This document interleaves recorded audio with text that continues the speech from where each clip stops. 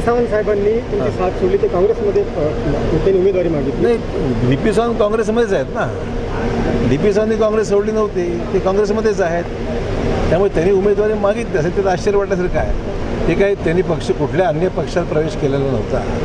ते मध्यंतरी आजारी होते आणि नंतर ते काँग्रेसमध्येच राहिलेले आहेत. त्यामुळे त्यांना वाटलं असेल काँग्रेसमध्ये मागितली उमेदवारी. अन्य काही तुमचे शिलेदार जयश्री पावळे असतील, मनोहर शिंदे, आणखीन काही माजी पदाधिकारी ज्यांनी भाजपमध्ये तुमच्यासोबत प्रवेश केला होता नंतर आणि आता ते परत काँग्रेसकडे जातात. ठीक आहे, असं स्थानिक परिस्थितीप्रमाणे लोक निर्णय घेतात. मी तुम्हाला सुरुवातीलाच सांगितलं होतं, मी कुठल्याही व्यक्तीला त्यांनी पक्ष सोडून माझ्याबरोबर या असा आग्रह मी कधीच केला नव्हता. पण ज्यांना वाटलं ते आले माझ्याबरोबर, ज्यांना वाटलं नाही ते राहिले मागे.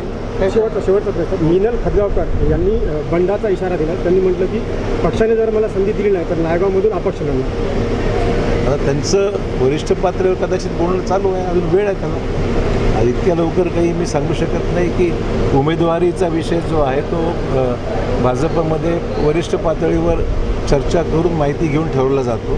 अद्याप कोणाची उमेदवारी जी कुठल्याच जिल्ह्यामध्ये निश्चित झालेली नाही आहे आणि त्यामुळे ठीक आहे, त्यांना तयारी त्यांनी सुरू केली. अनेक लोक प्रयत्नात आहेत, बघूया.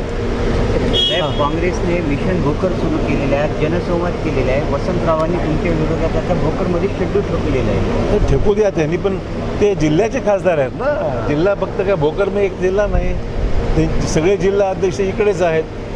नांदेड जिल्ह्यामध्ये त्यांच्याकडे जबाबदारी ज्या ज्या जिल्हा अध्यक्ष आहेत, जिल्ह्यामध्ये इतर तालुक्यामध्ये सुद्धा इलेक्शन होणार आहे. मला आनंद आहे. बाकी ठिकाणी आम्हाला मोकळी आहे. त्यामुळे भोकरवरती जास्त लक्ष काँग्रेसचं. चांगलं आहे ना, आनंद आहे, मला आनंद आहे.